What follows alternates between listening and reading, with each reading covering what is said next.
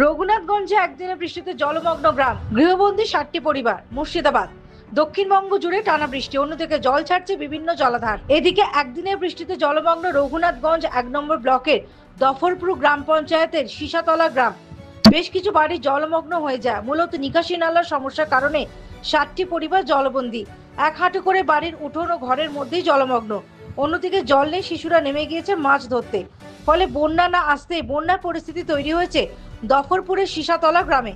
গ্রামের বাসিন্দারা জানিয়েছেন, এই গ্রামের শতাধিক পরিবারের বসবাস, কিন্তু হঠাৎই একদিনের মুষলধারে বৃষ্টির কারণে জলমগ্ন পরিস্থিতি তৈরি হয়েছে। আমরা পঞ্চায়েতকে জানিয়ে লাভ হয়নি, ফলে বন্যার আগেই বন্যা পরিস্থিতি তৈরি হয়েছে গ্রামে। চরম সমস্যার মধ্যে পড়তে হচ্ছে এলাকার বাসিন্দাদের।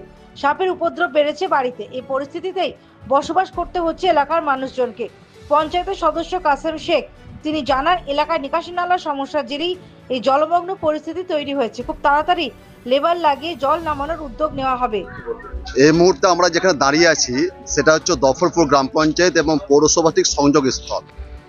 আপনি যদি লক্ষ্য করে দেখবেন, এই যে এই মানুষগুলো আছে, এই মানুষদের কাছে জেনে নিন আপনারা যে এখানে কোনো ড্রেনেজ সিস্টেম নেই।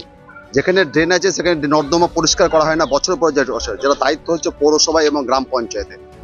এই তৃণমূলী এখানকার প্রধান বা যারা আছেন দায়িত্বে, তারা প্রত্যেকে হচ্ছে কাটমারি। গোটা পশ্চিমবাংলা যা ঘটছে এই জঙ্গিপুরের ক্ষেত্রে সেটা কিন্তু ব্যতিক্রমে নয়। প্রত্যেকের ঠিকাদার রাজত্ব কায়েম করছে।